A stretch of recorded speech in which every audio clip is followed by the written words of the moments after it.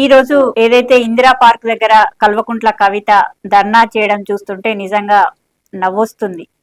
అసలు ఎందుకు ధర్నా చేస్తుంది, ఏ ఎజెండా కోసం చేస్తుంది, ఏ బ్యానర్ కింద చేస్తుంది, అసలు ఆమెకు మతి భ్రమించిందా, ఏ రకంగా ముందుకెళ్తుంది అనేది ఆమెకు తెలియకుండానే అయోమయంలోకి వెళ్తున్నట్టుగా స్పష్టంగా కనబడుతుంది. ఈ రోజు ఇంట్లో గెలిచి రచ్చ గెలవాలంటున్నారు.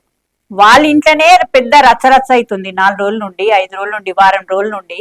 ఈ రోజు ఆమె బయటకు వచ్చేసి వాళ్ళ అయ్యకు నోటీసులు ఇయ్యగాని, వాళ్ళ బావకు నోటీసులు ఇయ్యగాని, లేకపోతే బీజేపీ నేత కిషన్ రెడ్డి గారికి ఎవరైతే ఈటల రాజేందర్ నోటీసులు ఇయ్యగాని ఈ రోజు వచ్చేసి వాళ్ళు పెద్ద ఆమె అవినీతి మీద కాళేశ్వరం గురించి మాట్లాడుతున్నది.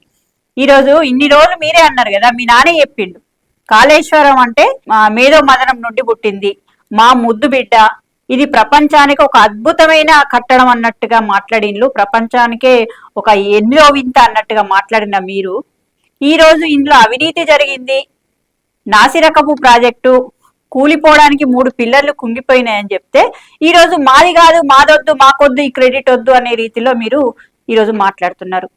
మెగా కృష్ణారెడ్డికి ఎందుకు నోటీసులు ఇస్తలేడు రేవంత్ రెడ్డి, మాకెందుకు ఇస్తున్నారు అంటున్నారు. మీ అయ్యే చెప్పిండు కదా, నేనే పెద్ద ఇంజనీర్ని అన్నాడు, నేనే పెద్ద కాంట్రాక్టర్ని అన్నాడు, నేను చెప్పిన ప్లేస్ లోనే కట్టాలన్నాడు. ప్రతిదీ కూడా ఆయన చెప్పిన విధంగానే ఈరోజు కాళేశ్వరం ప్రాజెక్ట్ అయింది. కాబట్టి ఖచ్చితంగా ఈరోజు మీ ముగ్గురు ఎవరైతే హరీష్ రావు గాని, లేకపోతే కేసీఆర్ గాని, లేకపోతే ఈటెల రాజేందర్ గాను, వీళ్ళు ముగ్గురు కూడా కీలకంగా వాళ్ళే క్రెడిట్ కొట్టేసే పనిలో ఉండే కాబట్టి కాళేశ్వరం ప్రాజెక్టు విషయంలో కూడా డిమెరిట్స్ కూడా వాళ్ళ ముగ్గురి ఖాతాలోకి వెళ్తాయి. ఈ రోజు కవిత అంటుంది మెగా కృష్ణారెడ్డికి ఎందుకు ఇవ్వరు నోటీసులు అంటున్నది. మీరు మెగా కృష్ణారెడ్డికి ఇస్తారా, వేరే వాళ్ళకి ఇస్తారా?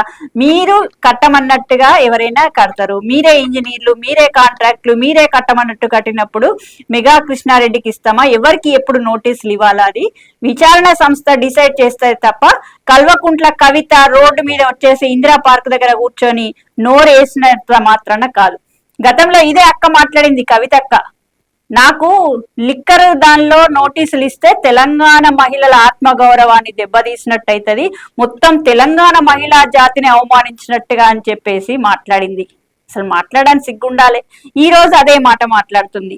ఈ రోజు కాళేశ్వరం ప్రాజెక్టు విషయంలో వాళ్ళ అయ్యకు నోటీసులు ఇస్తే మొత్తం తెలంగాణ జాతిని అవమానించినట్టుగా భావించాలని మాట్లాడుతున్నది.